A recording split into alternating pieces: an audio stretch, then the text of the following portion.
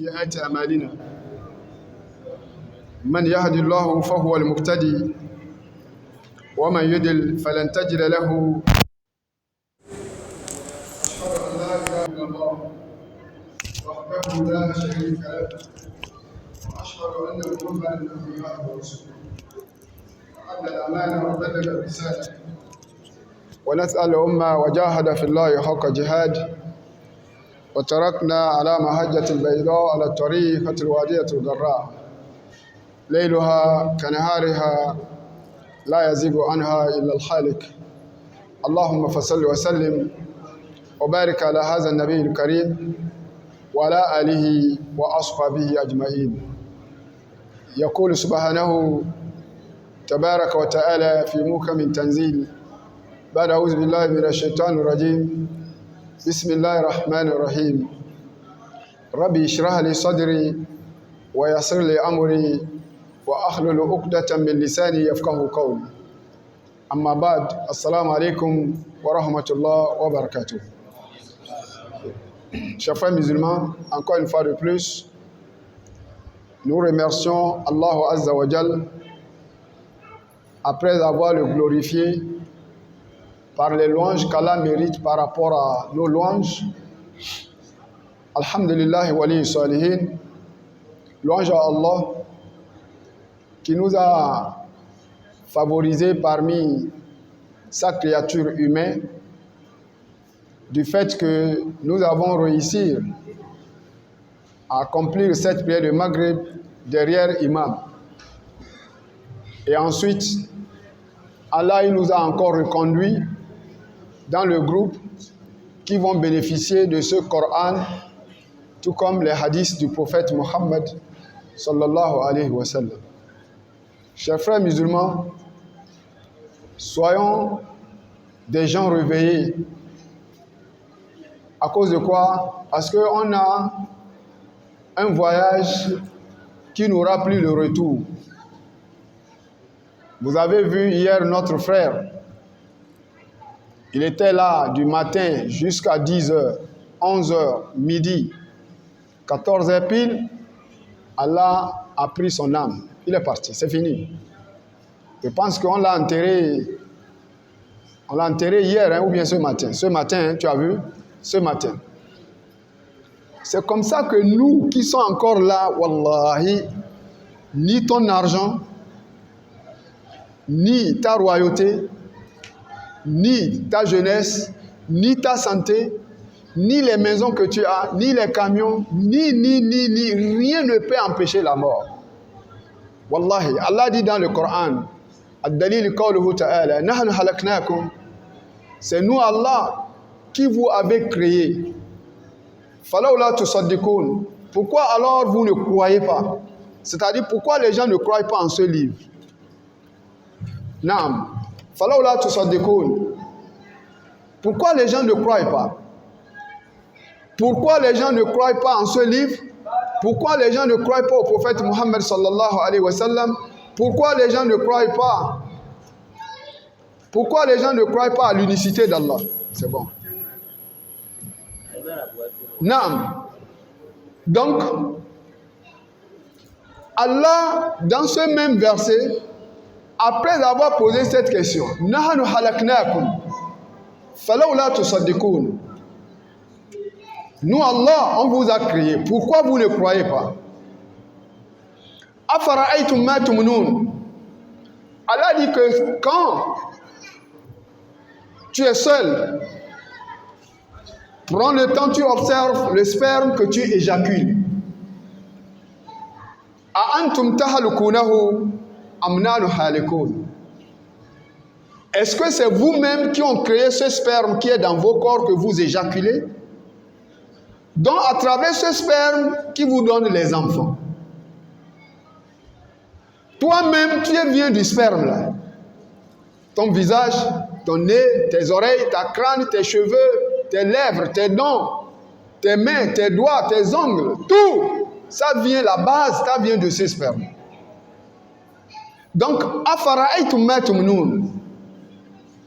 Regarde bien le sperme que tu éjacules, qui sort sur toi. A antum tahalukunahu amnanu halikoun. Est-ce que c'est vous-même qui sont les auteurs de la création de ce sperme? Ou bien c'est moi, Allah, qui vous a créé ce sperme? Allah, en sa majesté, il veut attirer l'esprit, les cœurs, la mémoire des uns et des autres qui discutent sur le Coran, qui discutent sur la ilaha illallah, qui ne croient pas à la résurrection. Comme par exemple, si on enterre les gens veulent voir les munkar wa nakir sur place avant de croire. Chaque fois on part, on enterre, on ne voit rien, on revient. C'est pour cela même aujourd'hui, c'est arrivé au point où même au cimetière, les gens fument la cigarette. Pendant où on est en train d'enterrer un frère, tu vas trouver d'autres, ils fument la cigarette. Tu vas trouver d'autres, ils causent sur même leurs copines. Au cimetière, hein. Ou bien même c'est sa copine qui va lui appeler au téléphone. Il prend, il écoute et il parle légèrement avec elle au cimetière. Aujourd'hui, il y en a ça. Allahu Akbar. Il y en a d'autres qui causent sur leur affaire de dunya au cimetière. Pendant où l'homme que tu es en train de mettre dans la tombe, toi tu es en train de... Un jour, quelqu'un est parti enterrer un frère au Gabon. Le matin, il est parti avec les gens. On a soulevé l'homme là pour mettre dans la tombe. Le soir, lui-même, on lui a soulevé, on l'a mis dans la tombe. Jama'a takbir. C'est ça la puissance d'Allah. فقال عز وجل في محكم تنزيل ومن يكفر بآيات الله فإن الله سريع الحساب. Allah dit quiconque va me croire, c'est-à-dire me croire veut dire refuser de croire au verset d'Allah. ومن يكفر بآيات الله, quiconque va refuser de croire à mes versets, فإن الله سريع الحساب. Allah est prompt dans ses règlements de compte. Il est rapide. Donc, ne crois pas que la mort est loin de toi. Les mécréants, ils ont demandé à Rasul sallallahu alayhi wa sallam, Mata hazal wa'ad. Et Allah de leur répondre, il a dit au messager d'Allah, Kul asa an yakuna radifan lakum ba'du allazi tastajilun. Dites-les, ils te demandent sur la mort, ils te demandent sur le yawm al-qiyamah, Mata hazal wa'ad. Quand est-ce que cette promesse que tu nous parles chaque fois? Pour eux, c'est un emmerdement. Et Allah de leur répondre, Kul asa an yakuna radifan lakum ba'du allazi tastajilun. Ce dont vous cherchez à rater, son arrivée vite, vite, vite que vous cherchez, elle est déjà sous vos talons. Vous marchez avec la mort. Vous marchez avec le yawm al-qiyamah. Ce n'est pas loin. Et c'est la raison pourquoi quelque part Allah nous dit innahum yarawnahu ba'id wa narahu qarib. Les gens, la majorité, ils voient la mort loin. Je vais devenir vieux, je serai courbé, je ne pouvais plus rien faire, jusqu'à je vais être dans la chambre pendant des années avant de mourir. Mais non, tu es en train de dire ça peut-être demain matin, on va t'enterrer. Donc mes frères, cet exemple qu'Allah nous a donné sur le sperme, ça nous suffit à croire. Afara'aytum ma tumnun, a antum tahlukunahu am nahnu halikun. Allah pose la question. Est-ce que le sperme là, c'est nous qui l'avons créé nous-mêmes ou bien c'est lui Allah? Parce que ici Allah attire l'esprit des uns et des autres, c'est parce que toi-même ta base c'est le sperme. Ta femme qui t'émerveille, quand tu regardes son visage, quand elle a sapé, elle a habillé, ça t'émerveille. Sa base c'est l'eau sale. Wallahi le sperme, Allah a appelé le sperme l'eau sale. Écoute bien le Coran, quelque part, il n'a-t-il pas dit Alam nahalukukum mimma mahin? Je ne vous ai pas créé avec une eau sale, une eau vile. Donc si toi-même, l'eau là qui sort encore sur ton corps, si ça te touche par-ci, par-là, tu cherches deux choses pour s'écarter de cela. Tu cherches d'abord l'eau, plus l'éponge et le savon, pour s'écarter de cette saleté. Toi-même, tu la qualifies comme saleté, ce qui sort sur toi. Mais à quoi bon maintenant d'être orgueilleux? À quoi bon de ne pas être parmi les lieux dans les mosquées? À quoi bon de ne pas être parmi ces gens d'assemblée pour écouter le Coran? À quoi bon à ne pas être parmi les gens qui font les nawafil? À quoi bon à ne pas être parmi les gens qui font les azkar? À quoi bon à ne pas être parmi les gens qui donnent le sadaqa? À quoi bon à ne pas être parmi les gens qui font le carême lundi, jeudi? Est-ce que tu fais le carême lundi, jeudi, ou bien toi, tu regardes seulement les autres? Tu es en train d'être là, dunia, dunia, dunia, dunia, dunia. Aujourd'hui, tu es ici, demain, Dolisie, après Nkaye, après Brazzaville, après Sibiti. Tout ça là, c'est pour accumuler les choses de dunia que tu vas laisser derrière. Est-ce que tu as vu quelqu'un qui est mort accompagné de ses biens? Non, tout le monde meurt, il laisse ça derrière. Personne n'a jamais été là-bas dans la tombe avec quoi que ce soit. Donc, il ne faut pas que ces éléments-là, hein, ces trucs de ce bas monde, les éléments de ce bas monde, les matériels de ce bas monde, il ne faut pas que ça te trompe. Wallahi, wallahi, ta richesse, c'est la crainte d'Allah. Ta richesse, c'est la soumission. Ta richesse, c'est la ilaha illallah. Ta richesse, c'est la lecture du Coran. Ta richesse, c'est l'écoute des prêches. Ta richesse, c'est la prière. Ta richesse, c'est la zakat. Ta richesse, c'est le sadaqa. Ta richesse, c'est la crainte d'Allah. Ta richesse, c'est le nawafil. Ta richesse, c'est le carême. Ta richesse, c'est la soumission totale. Ya ayyuhallazina amanu udkhulu fi silmi kaf. Allah nous demande d'être 100% dans l'islam. C'est-à-dire, soit 100% dans la crainte de Dieu, dans l'obéissance, dans la soumission, dans la taqwa. Donc, concernant ce verset du sperme, Allah dit, A antum tahalukunahu am nahnu haliku. Est-ce que c'est vous-même qui le créez ce sperme ou bien c'est moi? Nahnu qaddarna baynakumul mawta wa ma nahnu bimasbukin. C'est moi, Allah, qui a assuré la mort entre vous. Voilà la puissance d'Allah, la réalité d'Allah, la véracité d'Allah. Les paroles clés indiscutables. Tantôt, tu as un frère, c'est maintenant qu'il émerge dans la richesse. Il a 35 ans, il a 37 ans, il a 38 ans, il a 40 ans.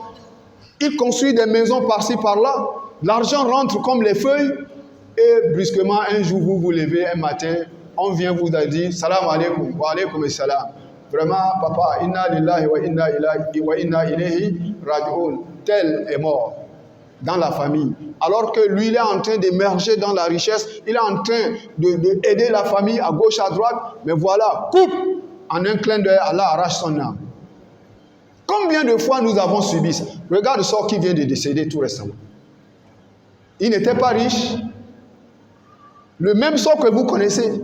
Moi, je ne l'ai jamais vu, même un clin d'œil. Mais tout le monde ici à Pointe-Noire parlait de sa richesse. Mais est-ce que la richesse lui a empêché la mort? Combien de riches qui sont plus que ceux qui sont morts avant ça? Mon frère sort, qu'Allah te pardonne. Qu'Allah lui met dans son rahma. Il est déjà parti. Mais on donne l'exemple sur ces gens de personnalité. C'est pour que toi, le pauvre qui vend sur la table, tu saches qu'un jour, tu vas partir. Wallahi kullu nafsin za'iqatul maut summa ilayna turja'un. Tout le monde va partir. Il faut être ministre, il faut être président, il faut être gouverneur, il faut être colonel, il faut être piloteur d'avion, il faut être docteur. Combien de docteurs qui meurent? Lui, il est en train de soigner les gens pour sauver leur vie. Lui-même, il meurt. Docteur qui est en train de soigner ta mère, ou ton fils, ou ta femme, ou ton frère, ou ta soeur, ou ton neveu, ou ton oncle à l'hôpital. Ah, le docteur là, il est puissant. Non, chaque maladie, la qualité de cette maladie-là, il est fort pour ça. Il est grand technicien pour ça. Non, comme c'est tel docteur, on espère qu'il va retrouver sa santé. À la fin, le docteur lui-même, on vous annonce, il est décédé. Et voilà les malades qu'on espère la mort, et ils sont debout. Combien de fois nous voyons ça? Combien de fois des riches meurent? Combien de fois des présidents meurent? Combien de fois des gens illustres meurent? Combien des imams? Combien des prophètes? Aïna Muhammad Rasulullah sallallahu alayhi wa sallam. Hein? Aïna Moussa? Aïna Adam alayhi salatu wa salam? Aïna Nabi Ibrahim? Aïna Nabi Hinouk? Aïna Nabi Ishaq? Nabi Yaqub? Nabi Yusuf? Hein? Aïna Haroun? Où sont tous ces gens illustres, ces messagers d'Allah qui sont venus sur la terre pour transmettre la mission d'Allah tabaraka wa ta'ala? Ils sont où? Maintenant les bandits, le côté des criminels, comme les Pharaons, comme les Namrouz, comme les Qaroun, comme les Abu Lahab, comme les Abu Jahal, comme les Walid ibn Mughira, ou Salamat ibn Kazab, où sont-ils aujourd'hui? Donc mon frère, Allah, il ne faut pas s'amuser, hein? Si tu s'amuses, Allah lui ne t'a pas créé pour amusement. Afahasibtum annama halakanakum abasa wa annakum ilayna la turja'un. Les gens croient que nous les avons créés pour le jeu comme ça, pour jouer, pour s'amuser. Il n'y aura plus rien. L'homme pense que nous l'avons créé comme ça au hasard. Wallahi, tu vas repartir vers Allah, tôt ou tard. Tôt ou tard. Il y a des gens qui ont fait 500 ans, 400 ans, 900 ans, comme Nabi Inou. Dans les prêches seulement, il a fait combien d'années? Combien de siècles? 950 ans. Aujourd'hui, il est où? Ça, c'est dans les prêches. Hein? Avant que Nabi Inou ne prêche, il avait 40 ans. Parce que la majorité des prophètes, Allah les a donné la prophétie à l'âge de 40 ans. Donc les savants ont dit, Nabi Inou, il avait 40 ans. C'est à partir de l'âge de 40 ans qu'Allah lui a élevé prophète. Autrement dit, c'est à l'âge de 40 ans qu'Allah lui a confié la mission prophétique. Donc, dans la prophétie, la prophétique, il a fait 1 an, 2 ans, 3 ans, jusqu'à 950 ans. Il est en train d'appeler vers la ilaha illallah. Et tellement l'homme est dur, l'homme est pervers, l'homme est mauvais en lui-même, l'homme est quelqu'un qui cause du tort à lui-même. Nabi Inou, pendant les 950 ans, nuit et jour, il prêche. Il a trouvé que Wakila, d'autres savants ont dit 80 personnes, hommes et femmes. D'autres savants ont dit 50 personnes, hommes et femmes. 50 personnes pendant les 950. Donc à cause de ça, si aujourd'hui, quelqu'un reste kafir, homme ou bien une femme, il ne faut pas que ça t'étonne. Si aujourd'hui, le musulman à la mosquée dit non, moi je vais venir qu'à la mosquée seulement si je finis la prière, je m'en fous des prêches. Il ne faut pas que ça t'étonne. Si le musulman dit non, moi je suis musulman, mais je n'ai pas le temps d'aller prier à la mosquée, il ne faut pas que ça t'étonne. Ce n'est pas étonnant. Parce qu'il y a des gens qu'on a prêché 950 ans. Et puis la prêche de Nouhou n'est pas comme les nôtres. La prêche de Noé, c'est matin et midi et soir. Il a dit, inni da'awtu qawmi laylan wa nahara falam yazduhum du'ai illa firara wa inni kullama da'awtuhum litaghfira lahum ja'alu asabi'ahum fi azanihim wastaghshaw siyabahum wa asru wastakbaru istikbara thumma inni da'awtuhum jihara thumma inni a'lantu lahum wa asrartu lahum israra faqultu istaghfiru rabbakum innahu kana ghafara yursilu as-samaa'a 'alaykum midrara wa yumdidukum bi amwal wa banin wa yaj'al lakum jannatin ma lakum la tarjuna lillahi waqara wa qad halakakum atwara alam taraw kayfa khalaqa Allahu sab'a samawati tibaka subhanallah.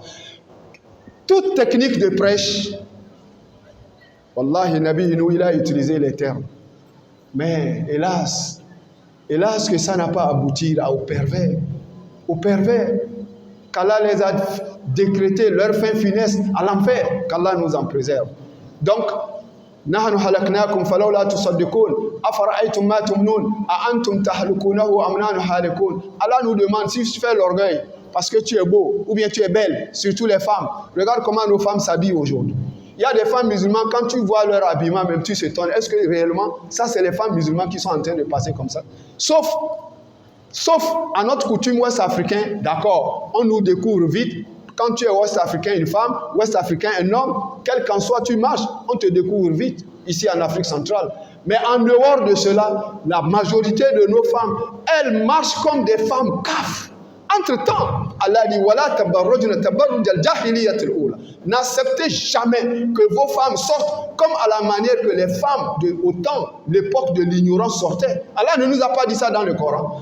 Mais combien même certains imams, tu vois que la femme te dit ça là, la femme c'est la femme de l'imam, ça c'est la femme d'un prédicateur, ça c'est la femme d'un musulman, ça c'est la femme de tel papa que tu crois chaque fois au premier rang, tu ne vas jamais croire. Alors que c'est réellement sa femme ou bien c'est sa fille. Elle est partie en mariage, elle sort la poitrine dehors pendant où elle part en mariage, pendant où elle part dans les cérémonies du baptême, cérémonie du mariage, cérémonie de fête. La poitrine dehors, c'est comme ça que nos femmes s'habillent aujourd'hui. Le dos dehors, les cheveux dehors, les boucles d'oreilles qu'elle a mis aux oreilles. Elle veut que le monde entier voie. Subhanallah. Où allons-nous avec ça? Toi, le mari, avec le père, vous serez responsable. Une femme qui va sortir pour séduire les hommes. Ces gens de séduction que nos femmes aujourd'hui, regarde comment quand elles partent dans les baptêmes, dans les mariages, regarde comment elles s'habillent. C'est tout comme s'il n'y a pas le Coran dans nos maisons. C'est tout comme s'il n'y a pas le Coran dans nos mosquées. Comment toi tu vas faire que c'est la femme qui te contrôle? Pourquoi? Parce que ces gens de femmes, sur le doute, c'est eux qui contrôlent leur mari. Oui, si réellement le mari, c'est toi qui contrôlais ta femme, tu es sunna, tu es quelqu'un qui aime le Coran, quelqu'un qui aime la sunna de Rasul sallallahu alayhi wa sallam, quelqu'un qui croit au Yawm al-Qiyamah, tu crois à Munkar wa Nakir, tu crois qu'on va te réveiller. Comment ta femme va sortir d'une manière comme si ce n'était pas une croyante musulmane? Pourquoi? Pour quelle raison? Pour quelle raison? Après que le Coran nous a dit wala tabarrajna tabarruj al-jahiliyyati al-ula. Encore Allah dit fala tahdana bil qawl fayatma alladhi fi qalbihi marad wa qulna qawlan ma'rufa. Même leurs paroles, Allah dit fala tahdana bil qawl. Ne tenez pas les langages décents aux hommes qui ne sont pas vos maris. Regarde nos femmes au marché quand elles vendent leur bouillie, leur gâteau. Regarde comment elles parlent avec les hommes, comme si textuellement. Il y a même des femmes qui donnent le visage aux gens dans le marché pendant où elles vendent sa bouillie, ses gâteaux, ses croquettes, pendant où elles vendent ses bracelets, pendant où elles vendent ses chaussures, pendant où elles vendent tout ce qu'elles vendent au marché, dans les quartiers, dans les rues, dans les carrefours, par-ci, par-là. Elles donnent la joie des yeux à cet homme-là qui n'est pas son mari. Oh, c'est comme si c'était textuellement son mari. Elle rit jusqu'à tu vois ça dans les moelles. Pour quelle raison? Pour quelle raison? Et le mari, toi, tu es là. Tu dis que ma femme, quand on vient, on te dit, Madame Habiba, ou bien Hadi Khadija, ou bien Asatou, ou bien